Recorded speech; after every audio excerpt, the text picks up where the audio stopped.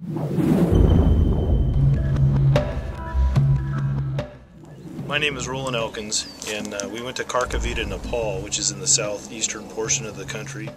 5 people went. There was Adrian Thompson, Darla Casmito, Tad Ziegler, my dad Harlan Elkins, and myself. And the team did very well together. Everybody had fun. It was hot in the country, but I didn't hear too many complaints. What we did in the country is we did door-to-door evangelism and worked through translators to present the gospel to different people.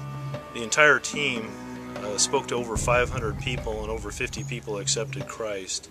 One of the stories I'll share with you is a story that happened one of the afternoons that we were there. I was sharing with a group of about 5 people, and I did a presentation using the cube, and at the end of the presentation I finished, and that's usually a time when you ask people if they want to receive Christ. Well, one of the persons in the group was an older man, and through the translator I got to the end where I asked the group if anybody had any questions. The old man kind of raised his hand and said, "I have a question." I said, "Well, what's that?" And he says, "I can't really ask you a question because I have no idea what you're talking about." And I just spent 20 minutes talking about the gospel with him. So I thought for a second, and I said, "Well, do you understand that Jesus died on the cross for your sins?" And he said, "Yes." And I said, "Do you believe that?" He said, "Yes." I said, "Do you want to pray to have Jesus come into your life?" And he said, "Yes." So the presentation that I did was, I thought it was great, but I guess it wasn't. And then he was the only person in the group to receive Christ.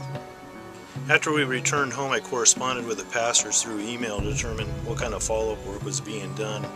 And I learned that they had followed up, and approximately 35 people had received Christ since we returned home. One of the pastors relayed in an email to me that there was a young man that the team had witnessed to while we were there that was cast out of his house by his parents, and the parents were upset with the pastor.